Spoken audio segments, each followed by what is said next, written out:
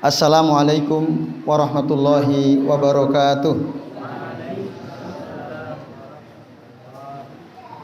Alhamdulillah. Alhamdulillahi rabbil alamin. Wal akibatu lil muttaqin. Wala udwana illa 'alal zalimin. Asyhadu an la ilaha illallah wahdahu la syarikalah wa asyhadu anna Muhammadan abduhu wa rasuluh. Allahumma salli wa sallim wa barik ala Muhammad wa ala ali Muhammad kama sallaita wa barakta ala Ibrahim wa ala ali Ibrahim fil alamin innaka Hamidum Majid. Rabbi israh li sadri wa yassir li amri wahlul 'uqdatam min lisani yafqahu qawli, amma ba'du. Bapak-bapak dan ibu-ibu serta jamaah sekalian rahimani wa rahimakumullah.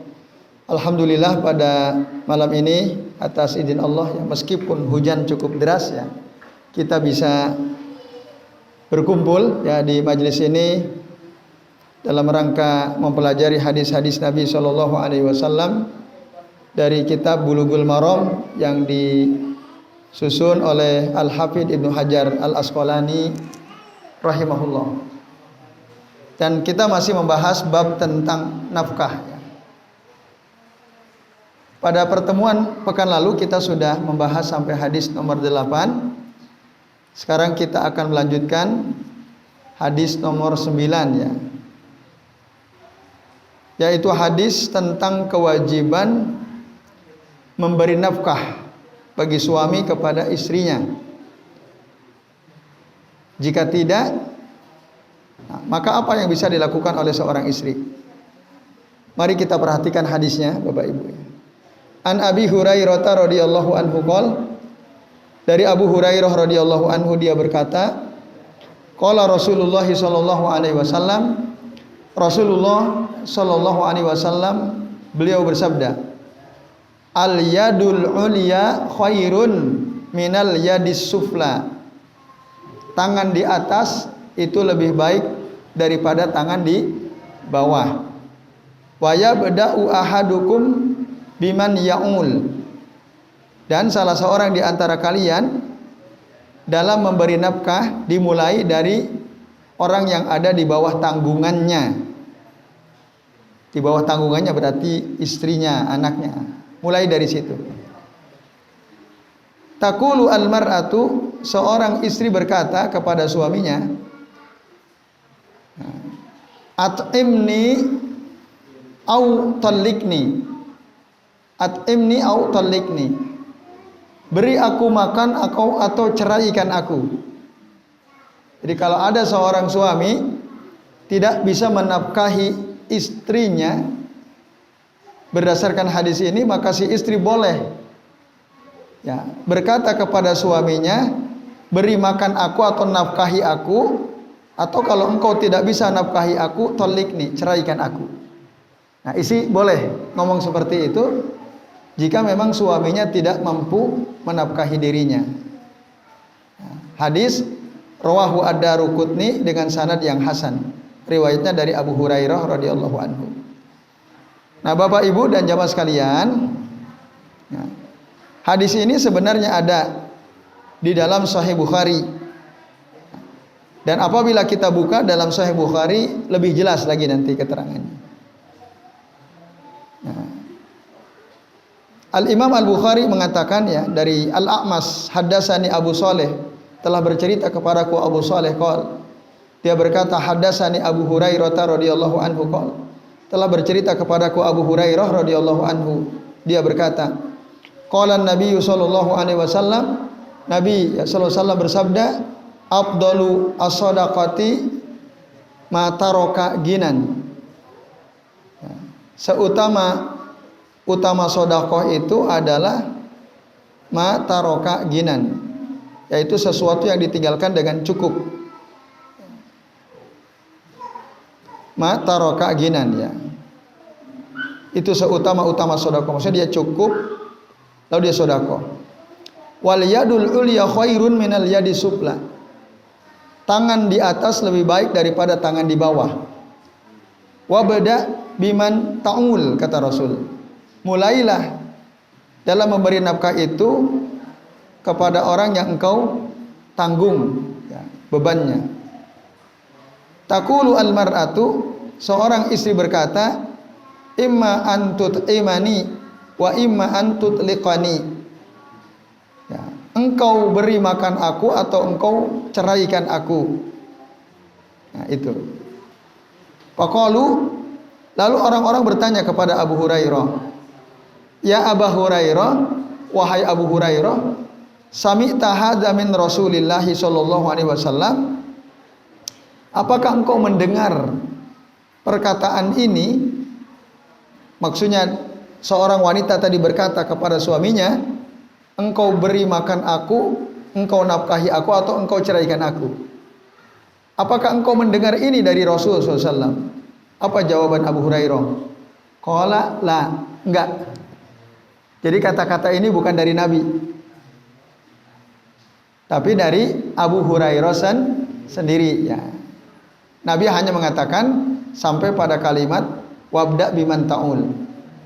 Selebihnya itu perkataan sahabat Abu Hurairah. Nah, artinya apa? Itulah yang dipahami oleh Abu Hurairah. Berarti kalau ada suami tidak bisa menafkahi istri, padahal menafkahi itu adalah suatu kewajiban, istri berhak nuntut. Istri berhak nuntut. Karena nafkah kepada istri itu yang paling utama. Dan sebagai muawadoh, sebagai ganti. Karena seorang suami menguasai istri. Ya, menguasai istrinya. Suami boleh melarang istrinya kerja. Suami boleh menikmati istrinya. Suami boleh menyuruh istrinya untuk perkara-perkara yang wajib, yang sunnah, mubah, apalagi wajib dan sunnah. Dan istri wajib taat kepada suami. Sebagai gantinya, suami wajib menafkahi istri. Nah, maka jika si suami tidak bisa menafkahi istrinya, seorang istri punya hak untuk menuntut nafkahnya, dan punya hak kalau memang tidak bisa terpenuhi, boleh dia minta diceraikan oleh suaminya. Nah, ini Bapak Ibu dan jamaah sekalian. Maka ada ya, 3 kesimpulan penting dari hadis ini. Kesimpulan pertama, hadis ini menunjukkan ya, keutamaan memberi nafkah. Karena orang yang memberi nafkah tangannya pasti di atas. Itu ya. Kata Nabi, al-yadul ulya khairun minal yadis sufla. Tangan di atas lebih baik daripada tangan di bawah. Gitu. Nah, itu yang pertama. Maka adalah suatu keutamaan jika seorang suami mampu memberikan nafkah kepada istrinya. Yang kedua, kesimpulannya Bapak Ibu, hadis ini menunjukkan bahwa ya, anna al-wajiba 'alal munfiqi an yabda'a biman ya'ul.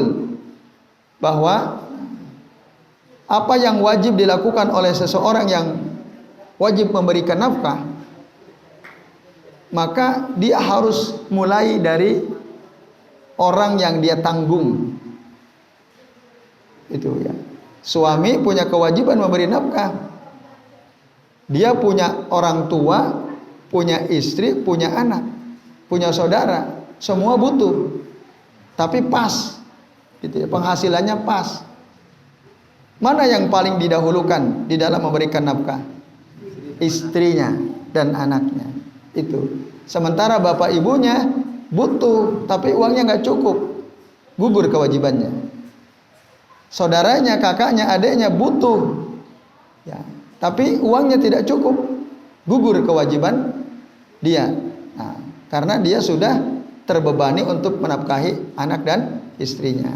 Itu. Tapi kalau dia punya lebih, tentu jauh lebih baik orang tuanya, bapak ibunya, saudaranya dia bantu. Nah, ini bapak ibu dan jamaah sekalian. Kesimpulan terakhir dari hadis ini adalah ya, hadis ini menunjukkan bahwa seorang istri boleh ya, meminta cerai kepada suaminya jika suaminya tidak menafkahi dirinya. Dan ini adalah hak istri. Istri boleh nuntut, gak diberi nafkah, udah ceraikan saja saya, boleh. Bahkan boleh al-khul'u. Al-khul'u itu ya minta cerai, melepaskan diri dari suaminya. Kita pernah bahas masalah ini. Tapi walaha an tasbira wa tarda bima alaihi zawjuha minal usr. Tapi jika si istri itu mau sabar, ridho dengan keadaan suaminya yang kesulitan, ridho. Sebenarnya suaminya udah kerja, cuman hasilnya nggak seberapa, nggak cukup. Usaha dia sudah, tapi nggak cukup. Nah, lalu istrinya sabar, seberapapun nafkah yang diberikan kepada dirinya oleh suaminya kurang, tapi istri sabar, ridho dengan pemberian si suami. Wa hadza afdal. Tentu ini lebih utama. Itu. Begitulah yang terjadi kepada para istri salaful ummah, istri para sahabat, istri para ulama terdahulu. Ya, Ali bin Abi Thalib kan masyhur ceritanya.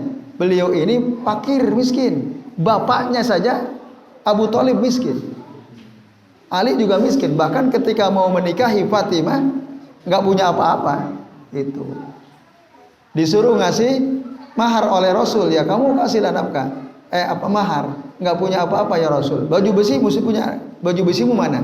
Ada. Ya udah, jadikan baju besimu sebagai mahar untuk putrinya Rasul, yaitu Fatimah.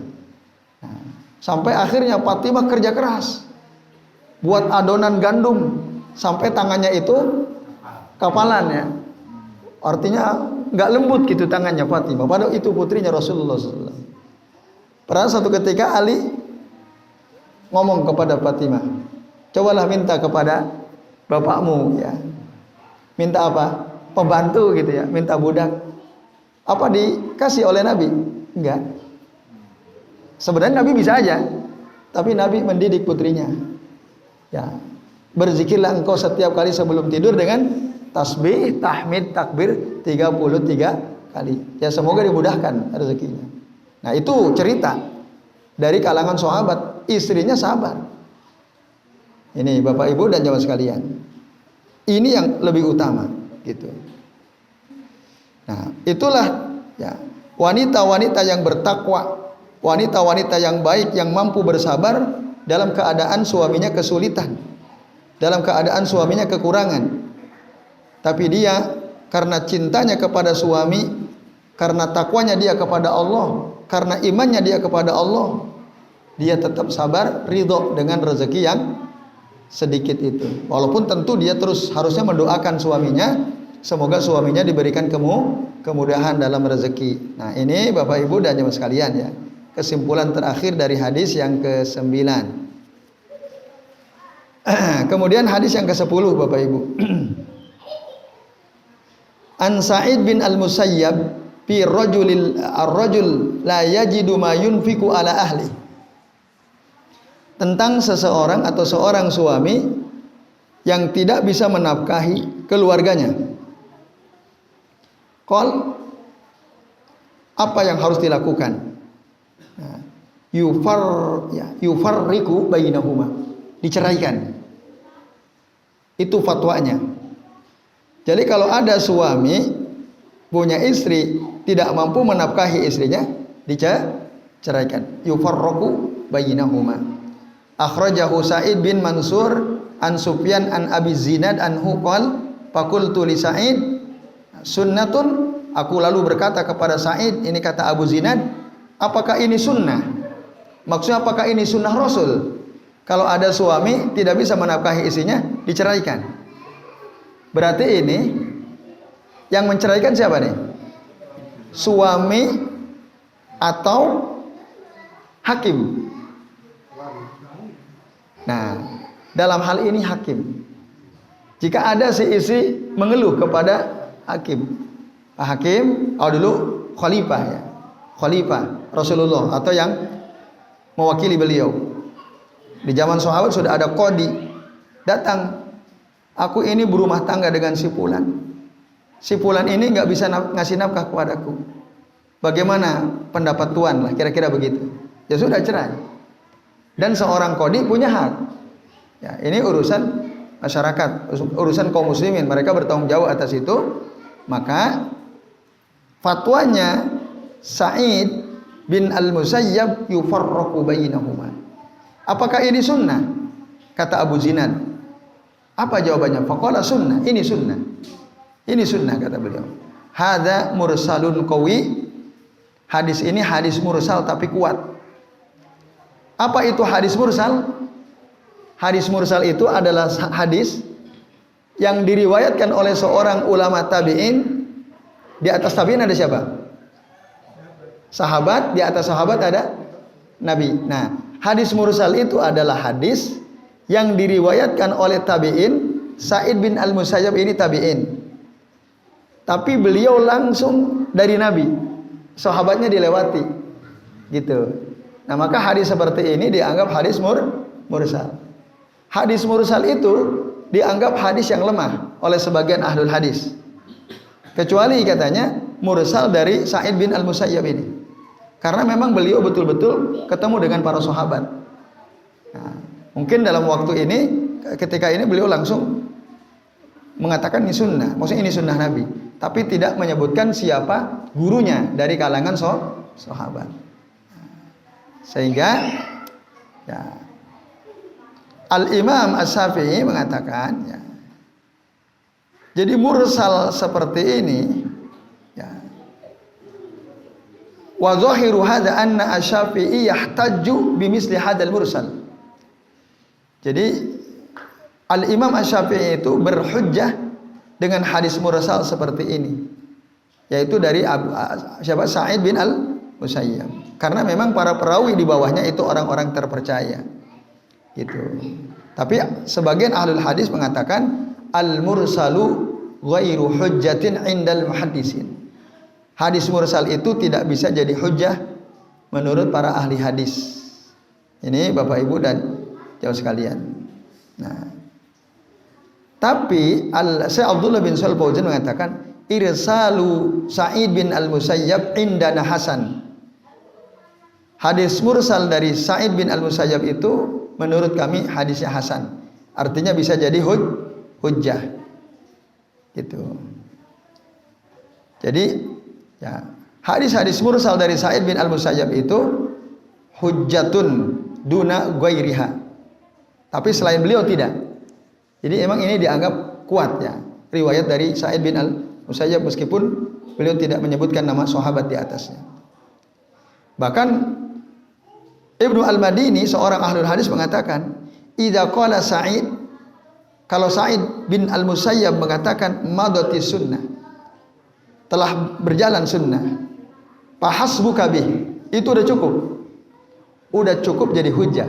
Kalau Sa'id bin Al-Musayyab mengatakan ini sunnah, sunnah ini sudah berjalan, itu cukup jadi hujjah, kata Ibnu Al-Madini seorang ahlul hadis. Nah, Bapak Ibu dan jamaah sekalian, jadi clear ya, hadis ini bisa jadi hujjah tadi. Keputusan memisahkan suami istri ketika si suami tidak mampu menafkahi istrinya. Nah, Bapak Ibu dan jamaah sekalian, ya, para ulama fikih, di antaranya ulama dari mazhab Al-Hanabilah, berdalil dengan hadis mursal ini, apabila seorang suami kesulitan memberi nafkah istrinya, ya, idza a'sara bi nafaqati zaujatihi wa lam yastati al-infaq an al-infaq, sehingga si suami tidak bisa memberikan, tidak mampu memberikan infak, an yufarriqa bainahuma, maka diceraikan antara suami istri itu dengan 3 cara. Bitolakin, dengan cara tolak, cerai, au khal'in atau khulu, au paskhin atau pasakh. Tahu nggak Bapak Ibu bedanya ini? Tolak, khulu, pasakh. Tahu bedanya apa? Tolak dari suami, betul Pak Surya. Tolak itu ucapannya dari suami dan suami harus mengucapkan sesuatu. Iya, itu namanya tolak. Inisiatifnya dari si suami. Talak, bahasa kitanya talak, cerai, bahasa Arabnya tolak. Kalau khulu Pak? Khulu dari istri, betul. Yang minta istrinya. Suaminya pengennya tetap bersatu, tapi isinya nggak mau. Atau dalam bahasa Jawa disebut rafa ya. Itu dari bahasa Arab juga itu rafa itu dari kata rofa. Nggak tahu itu ceritanya masuk ke bahasa Jawa. Jadi khulu itu gimana ya? Oke. Kalau pasakh apa buat pasakh? Al-pasakhu. Nah, betul Pak Sur. Wah, luar biasa bahasa ini ya.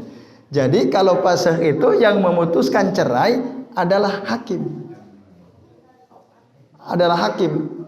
Bedanya kalau cerai batas akhirnya 3 kali. Kalau sudah 3 kali nggak boleh balik, kecuali harus nikah dulu isinya dengan orang lain. Nah, sementara kalau pasakh sekali pisah selesai, nggak boleh balik. Kalau pasakh, karena hakim yang memutuskan. Tapi kalau mau balik boleh nggak?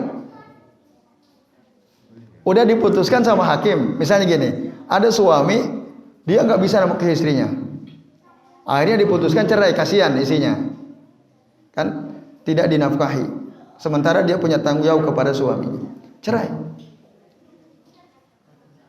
Kalau sudah cerai nggak boleh balik, kecuali dengan pernikahan baru. Nah, dan walaupun si isi ini tidak nikah lagi dengan laki-laki lain boleh. Itu pasakh. Kalau cerai bain kan harus nikah dulu. Kalau pasakh, andai kata mau balik, boleh, tapi harus nikah lagi. Gitu. Harus. Tidak perlu nikah sama laki-laki lain. Misalnya gini kan, suaminya nggak bisa. Setelah cerai dengan lewat pasakh itu, dia termotivasi, gitu kan? Jadi mikir dia, semangat kerja keras akhirnya. Ekonominya maju. Jadi mampu, bahkan dia punya toko di mana-mana. Dia masih rindu sama istrinya kan? Dia datangi istrinya. Mau nggak balik lagi? Sekarang aku udah bisa menafkahi kamu misalnya. Nah, selama istrinya ridho, bisa gitu. Langsung nikah baru gitu. Nah, tentu saja istrinya tahu suaminya sudah mampu kan. Nah, itu pasakh. Nah, misalnya selama sampean belum jadi presiden, aku mau rujuk, nggak mau nikah lagi misalnya. Tapi kalau jadi, oke, siap, misal ya, bisa aja gitu. Walaupun mungkin gak jadi presiden, uangnya banyak juga misalnya kan. Nah, itu misalnya ya. Nah, ini jadi pasakh itu begitu. Bedanya dengan talak. Nah, khulu itu dari si istri. Nah, pasakh itu biasanya karena satu tadi suami nggak bisa menafkahi istri. Kedua, karena misalnya suaminya murtad. Itu hakim boleh. Dulu di Mesir ada tokoh Nasr Hamid Abu Zaid, seorang dosen, menulis buku yang bukunya itu oleh kibar ulama di Mesir dianggap sudah membuat dia murtad. Langsung hakim memutuskan istrinya harus cerai karena istrinya muslimah, orang baik. Itu akhirnya kan dia pergi ke luar negeri kan, si Nasr Hamid Abu Zaid ini. Nah, dan itu memang wewenang pemerintah ya, hakim punya untuk melindungi agama rakyatnya.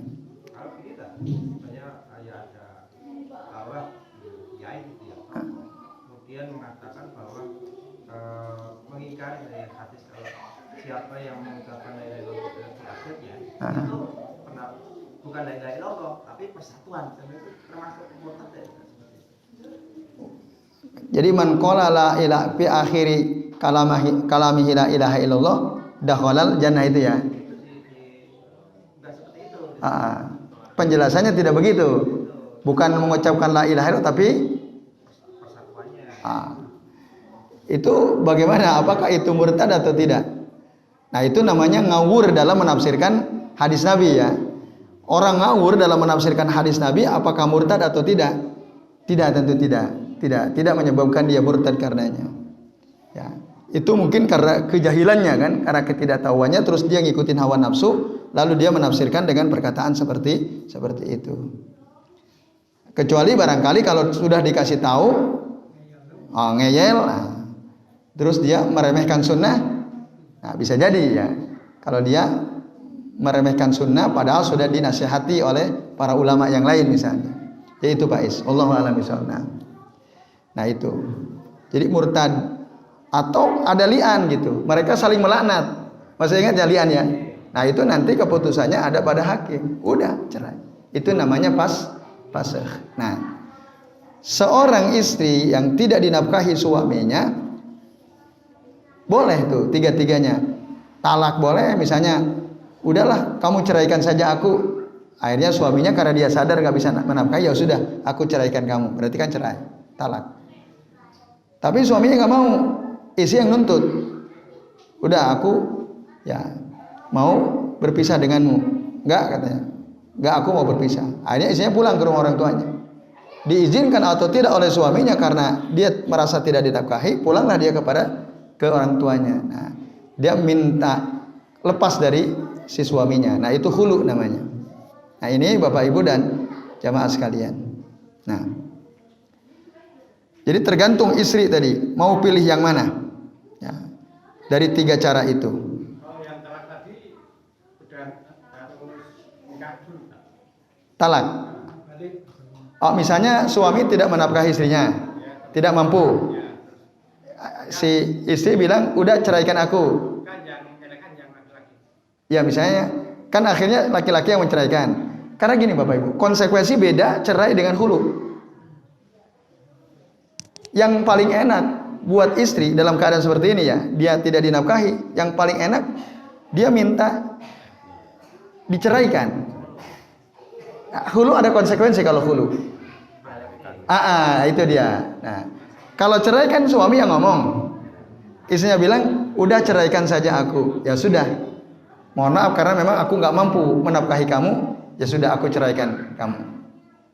Udah selesai urusan. Tinggal itu talak berapa kan? 1, 2 atau 3 kan itu. Konsekuensinya nanti dilihat dari situ. Tapi kalau suami nggak mau menceraikan, aku nggak akan ceraikan kamu. Lu kamu nggak pernah nafkahi aku, nggak mau. Pokoknya aku nggak mau ceraikan. Kan mungkin itu. Hulu. Kalau hulu ada konsekuensi. Apa konsekuensinya? Dia harus mengembalikan mahar si suami. Itu bedanya. Nah, maka yang paling enak memang si istri dalam keadaan seperti itu minta kepada suami, sudah ceraikan saja aku kalau memang kamu tidak mampu memberi nafkah kepadaku. Nah, itu Bapak Ibu dan jamaah sekalian. Nah, pandangan bolehnya ya meminta cerai dengan 3 cara tadi itu. Karena si suami tidak mampu menafkahi istrinya, ini adalah pandangan jumhur. Pandangan Imam Malik, mazhab Maliki, mazhab Syafi'i, mazhab Ahmad bin Hanbal. 3 ulama ini berpandangan bijawazi at-tafriq li adamil infaq wa huwa mazhabu Malik wa Syafi'i wa Ahmad. Karena apa dalilnya? 1, surah An-Nisa ayat 19. Allah menyuruh suami untuk memperlakukan istrinya dengan cara yang ma'ruf. Wa ashiruhunna bil ma'ruf. Ya. Pergaulilah mereka isi-isimu dengan cara yang ma'ruf. Menafkahi ini bagian dari cara ma'ruf di dalam memperlakukan istrinya. Kalau tidak dinafkahi berarti tidak ma'ruf. Padahal Allah nyuruh memperlakukan istri itu dengan cara yang ma'ruf. Itu dalil yang pertama.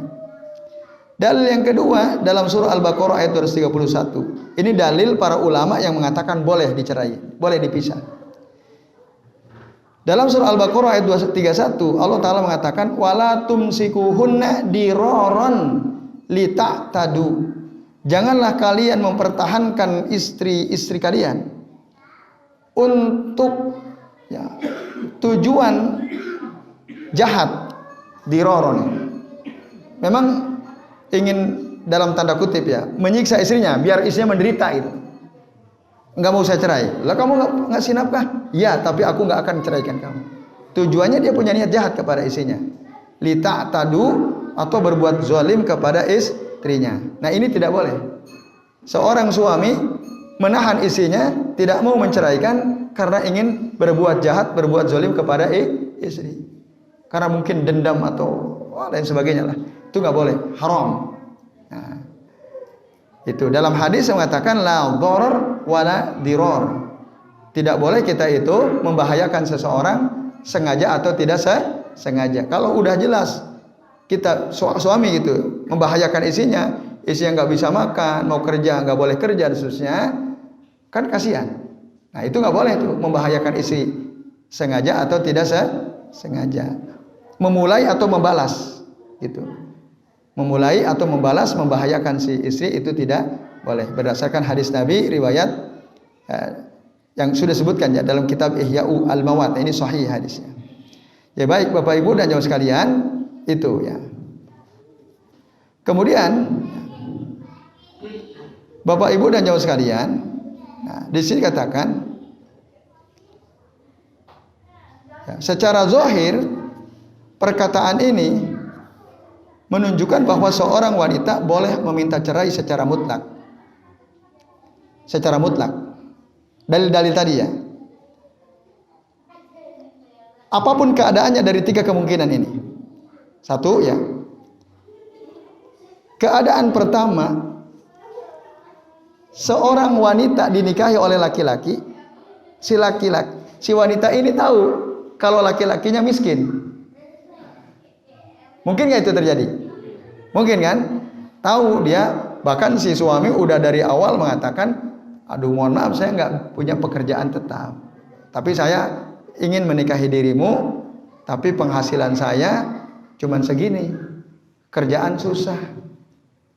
Isinya tahu, si wanita ini tahu keadaan ekonomi si suami, akhirnya nikah. Dia ridho, dia sadar suaminya ini secara ekonomi susah sebenarnya, tapi mungkin karena rasa dia suka ya udahlah nikah. Setelah berjalan ternyata emang susah, hidupnya susah, gitu kan. Nah, dalam keadaan begitu akhirnya istri gak kuat. Aduh, ternyata aku mau makan aja susah. Bolehkah dia minta cerai? Boleh, meskipun dari awal dia tak tahu. Atau yang kedua, ya, nggak tahu, si istri itu nggak tahu ada seorang laki-laki mendekati dirinya melamar. Tiap ketemu gagah terus kan, perlente terus. Mau ke motornya juga enggak gitu. Wah, ini menurut perkiraan istrinya ini orang mampu kan. Tapi di kampung sebenarnya nih laki-laki orang miskin. Motornya pinjam sama temennya, bajunya pun pinjam gitu ya misalnya. Ketika mau ketemu wanita yang mau dia jadikan istri itu nggak ngerti. Akhirnya si wanita ini oke, mau kan. Setelah berjalan 1 bulan 2 bulan baru dia paham, loh ternyata suamiku kere kan gitu. Ya mungkin nggak itu terjadi? Mungkin terjadi. Nah, akhirnya susah hidupnya. Boleh si istri minta cerai. Apa ini lebih parah ini? Karena dia merasa tertipu kan oleh penampilan suaminya. Atau yang ketiga, ketika nikah suaminya ini mapan, pekerjaannya tetap, kantornya jelas, penghasilannya besar. Tiba-tiba korupsi, di penjara, miskinlah dia, dipecat dari tempat kerjaannya kan gitu, drop di penjara berapa tahun kan gitu. Istrinya bingung, padahal selama ini ya nafkah dari suami. Nah, Bapak Ibu dan sekalian, akhirnya hidupnya susah. Hidupnya susah. Nah, dalam keadaan seperti ini, istri juga boleh minta cerai, gitu ya. Walaupun awalnya memang dalam keadaan lapang, tapi kemudian hidupnya susah. Itu Bapak Ibu dan jamaah sekalian ya. Nah, tapi tadi kan pendapat pertama boleh si istri minta pisah, minta dipisahkan, minta pisah atau minta diceraikan oleh suaminya. Itu secara mutlak dalam 3 keadaan. Tapi ada yang berpendapat ya, seorang wanita ya, tidak punya hak, ya, tidak punya hak untuk minta cerai. Itu adalah keputusan qadhi, berarti harus fase, tidak bisa minta cerai atau tidak bisa khulu gitu ya. Ini keputusannya adalah keputusan qadhi, keputusan hakim. Itu menurut sebagian ulama. Ya. Lalu pendapat ketiga, ya, Bapak Ibu dan jamaah sekalian, dalilnya mana? Itu dalilnya mana? Bahwa seorang wanita tidak boleh minta diceraikan, tidak boleh khulu kalau suaminya tidak bisa menafkahi. Yang boleh itu hanya fase, atau ini hanya keputusan hakim. Dia nggak boleh minta cerai sama suami, atau dia minta khulu, ya nggak boleh. Harus keputusan hakim. Dalilnya mana? Karena dulu para sahabat Nabi, ketika sebagian dari mereka mengalami kesulitan dalam hidupnya untuk menafkahi istrinya, bahkan banyak sahabat itu yang susah hidupnya. Nah, Nabi ya, tidak mendahulukan untuk memisahkan mereka. Artinya nunggu keputusan Nabi gitu. Nunggu keputusan Nabi. Jika Nabi tidak menyuruh mereka berpisah, enggak kan gitu. Jadi kembali pada keputusan Nabi sebagai qadhi, ya, sekaligus sebagai pemimpin. Nah, ini Bapak Ibu dan jamaah sekalian rahimani wa rahimakumullah. Nah, dan lihat dulu, suami tidak menafkahi istrinya itu karena apa? Kan macam-macam. Bisa karena dia memang zalim kepada istrinya, aslinya dia itu punya uang. Iya, aslinya punya uang, dia punya kerjaan, punya uang, tapi nggak mau nafkahi istri. Itu kan? Nah, itu. Ini adalah suatu kezaliman. Suatu kezaliman. Nah, dalam keadaan seperti ini baru boleh tadi. Si istri punya hak. Tapi jika si suami itu tidak jahat, baik, cuma mungkin karena keadaan, akhirnya dia penghasilannya itu sedikit gitu ya. Penghasilannya sedikit, nggak cukup. Nah, kalau begitu keadaannya, maka si istri, nah, lebih baik bersabar, gitu ya. Kalau suami sebenarnya udah kerja, udah usaha, tapi ternyata penghasilannya tidak mencukupi kebutuhan istrinya. Ini Bapak Ibu dan jamaah sekalian, rahimani wa rahimakumullah. Itu. Nah, dalam keadaan seperti ini, maka ya sebaiknya istri itu mensupport suaminya, bersabar, ridho dengan yang sedikit itu, ya, tapi tadi tidak malah meminta pisah dari suami. Itu Bapak Ibu dan jamaah sekalian rahimani wa rahimakumullah. Kenapa? Karena suami yang kesulitan secara ekonomi, dia sebenarnya udah berusaha, udah kerja, terus akhirnya tidak mampu menafkahi istrinya secara layak. Ini kezaliman bukan? Bukan. Enggak zalim. Suaminya maunya nafkahi, maunya membahagiakan istrinya, tapi kerja susah. Apa-apa susah.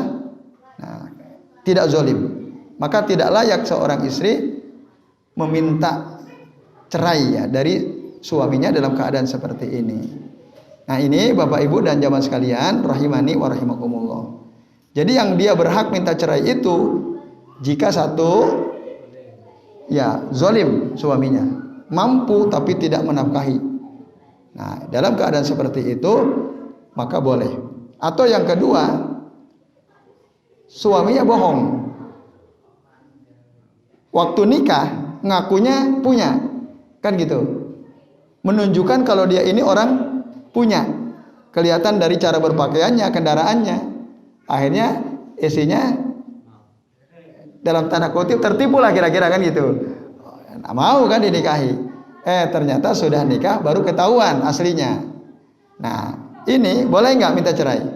Boleh, karena tertipu. Nah, makanya calon suami istri itu harus bicara apa adanya. Jangan nutup-nutupi. Termasuk kalau punya sakit itu cerita. Di tengah-tengah, misalnya istrinya punya penyakit, suaminya punya penyakit, nggak cerita. Lalu baru tahu setelah nikah. Nah, kalau yang punya penyakit adalah seorang istri, suami punya hak menceraikan karena alasan penyakit yang tidak diceritakan. Atau sebaliknya, yang punya penyakit suami dia nggak cerita, istri punya hak untuk hulu atau apa tadi pasah, gitu. Tapi kalau sudah terbuka dari awal, lalu sama-sama ridho, ya sudah, terima kan? Nah itu nggak punya hak kalau udah sama-sama ridho dari awal, kok minta cerai? Kan udah tahu dari awal, kalau pasangannya itu punya penyakit misalnya.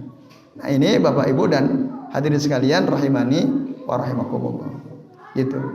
Ya, jadi harus terbuka dari awal. Jadi saya kira ini ya pembahasan dan keterangan dari hadis nomor 10 ya. Ini masih ada waktu sekitar 3 menit atau 4 menit bagi Bapak Ibu dan jamaah sekalian yang mau bertanya kami persilahkan. Adakah yang mau ditanyakan? Tidak ada? Nah, kalau tidak saya sempurnakan satu hadis ya supaya waktunya pas. Baik, yang 11 Bapak Ibu dan sekalian ya. Dari Umar Ibn Khattab radhiyallahu anhu, annahu kataba ila umara'i al-ajnad fi rijalin ghabu an nisaihim. Sesungguhnya Umar menulis surat waktu Umar jadi khalifah kepada para komandan perang, pemimpin pasukan ya, yang ketika pasukannya itu meninggalkan istri-istri mereka dalam waktu lama. Mungkin perang dulu kan jauh, bisa 3 bulan, 4 bulan, 5 bulan.